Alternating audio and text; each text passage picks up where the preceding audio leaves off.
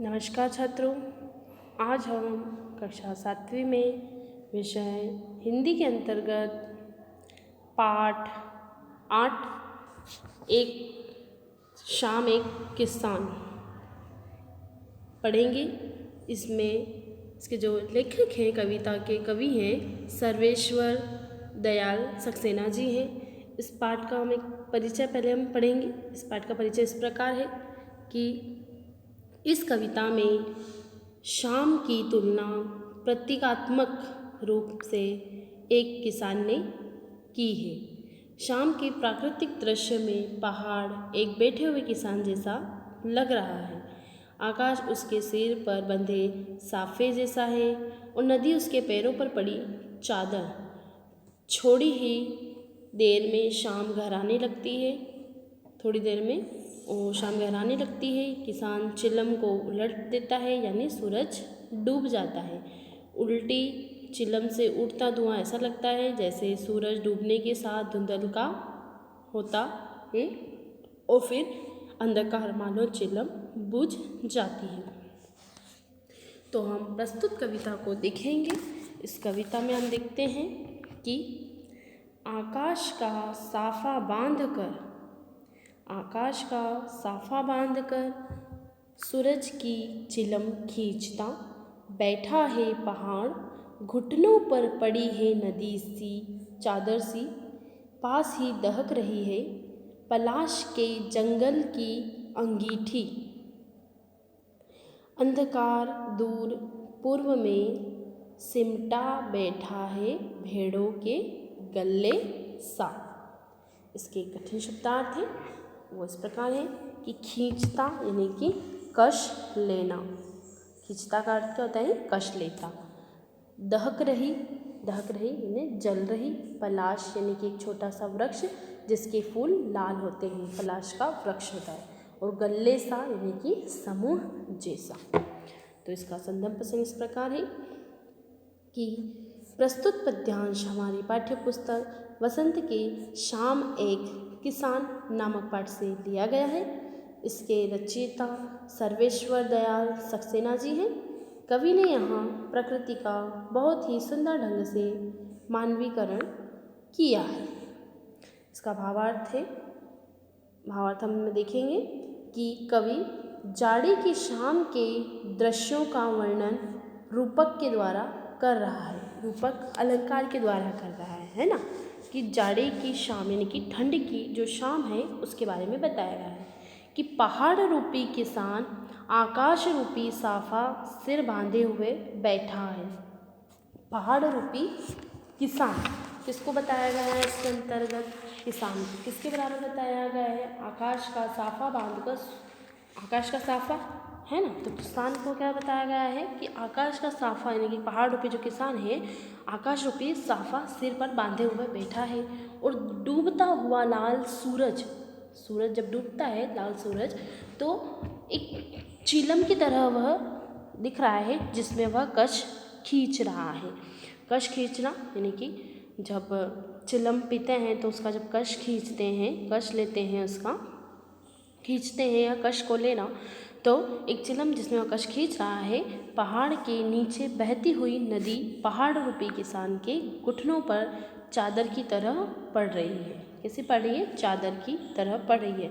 जब उसके पैरों के नीचे, घुटनों के से नीचे जब नदी बह रही है तो क्या लग रही है वो कि किसान बैठा हुआ है, उसके पैरों के नीचे वह घुटने पे चादर ओढ़कर बैठा हुआ है।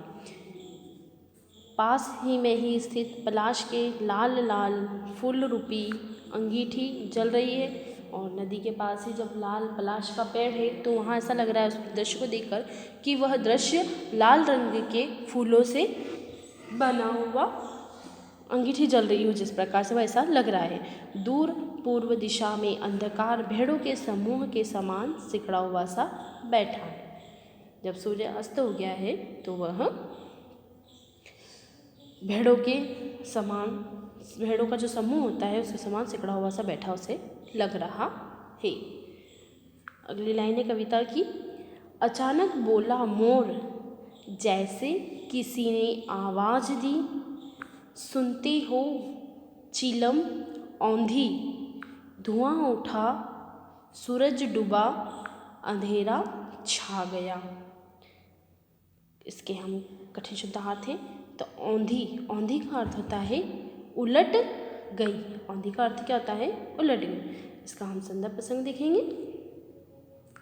इसका संदर्भ एवं प्रसंग इस प्रकार है कि प्रस्तुत पद्यांश हमारी पाठ्य पुस्तक वसंत की शाम एक किसान नामक पाठ से लिया गया है और इसके रचयिता सर्वेश्वर दयाल सक्सेना हैं। कवि ने यहाँ शांत वातावरण में मोर की आवाज़ के प्रभाव को व्यक्त किया है। इसकी व्याख्या इस प्रकार है कि शाम के उस शांत वातावरण में अचानक कोई मोर बोल उठा, जैसे कि किसी ने आवाज़ दी हो, कि उसकी आवाज़ ऐसी लगी जैसे कोई कह रहा हो कि सुनते हो, चिलम औंधी धुआं उठा, यानी कि इसके साथ ही सूरज रूपी चिलम उलट गई हो। चिलम औंधी धुआं उठा, यानी कि सूरज रूपी जो चिलम है वो उलट गई है, सूरज डूब गया है। उल्टी चिलम से धुआं सा उठा, अर्थात सूरज के डूबने पर कुछ धुंधलापन छा गया है और फिर वहाँ अंधेरा हो गया है।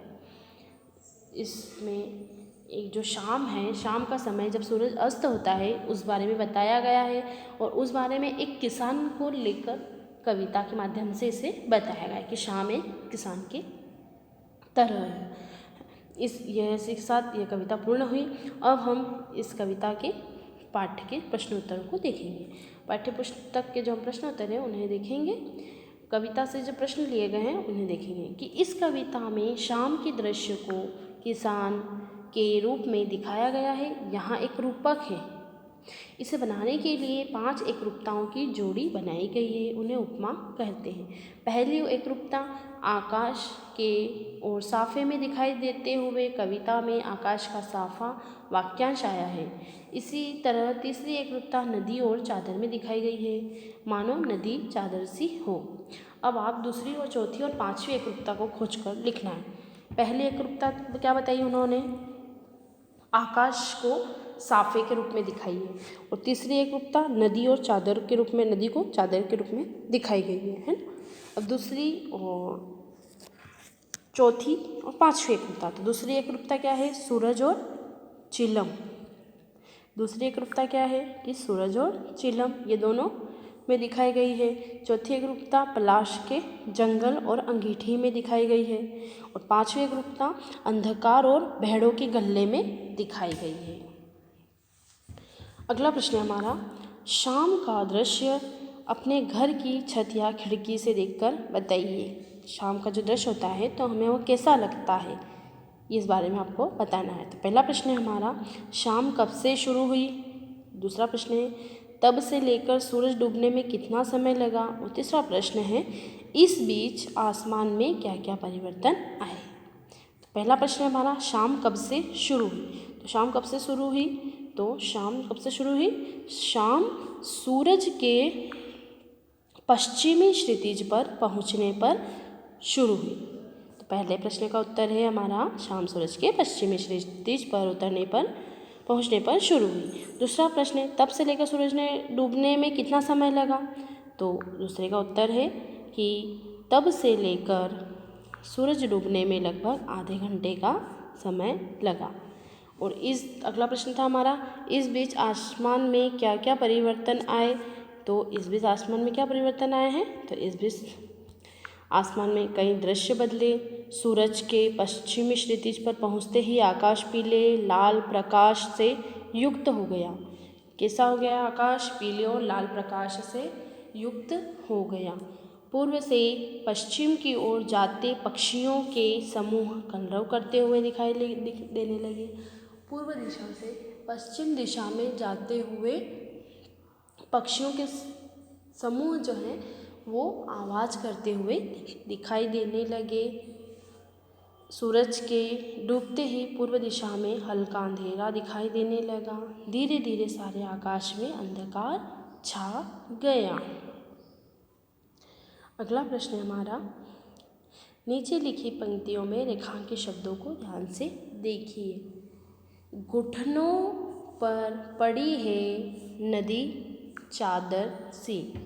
सिमटा बैठा है भेड़ों के गले सा। पानी का पर्दा सा मेरे आसपास था हिल रहा। मंडराता रहता था एक मरियल सा। कुत्ता आसपास दिल है छोटा सा, छोटी सी आशा। घास पर फुदकती नन्ही सी चिड़िया। इन पंक्तियों में सा या सी का प्रयोग व्याकरण की दृष्टि से कैसे शब्दों के साथ हो रहा है ना। व्याकरण इन पंक्तियों में सा या सी का प्रयोग जो है व्याकरण की दृष्टि से कैसे शब्दों के साथ हो रहा है, तो इन पंक्तियों में सा या सी का प्रयोग संज्ञा तथा विशेषण शब्दों के साथ हो रहा है, जैसे कि चादर, गल्ले, पर्दा, ये सब क्या है संज्ञा शब्द, और मरियल, छोटा, नन्ही, ये सब विशेषण शब्द हैं।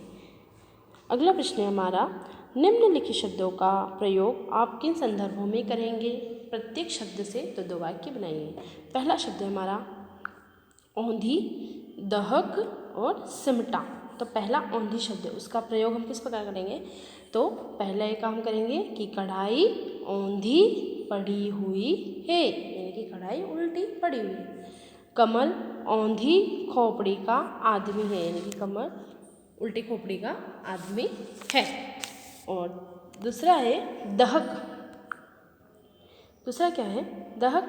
तो दहक को हम किस प्रकार से देखेंगे कि दहक को हम देखेंगे कि हवा चलते ही आग दहक उठी, यानी कि आग जल जाती है ना एकदम, हवा लग जैसे हवा चलती है और कहीं आग लगी हुई है और मान लो हल्की हल्की बुझ जैसे ही बुझ जाती है, लेकिन हवा का अगर हम जोर से हवा करते हैं तो वह आग फिर से दहक उठती है। तो दहक का वाक्य प्रयोग इस प्रकार होगा कि हवा चलते ही आग दहक उठी।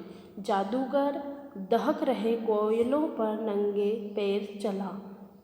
जादूगर जो है नंगे पैर कैसे चला? जो अंगारे जला दिए जाते हैं, अंगारे जो जलते हैं दहकते रहते हैं कोयले, उन पर वो जादूगर नंगे पैर चला।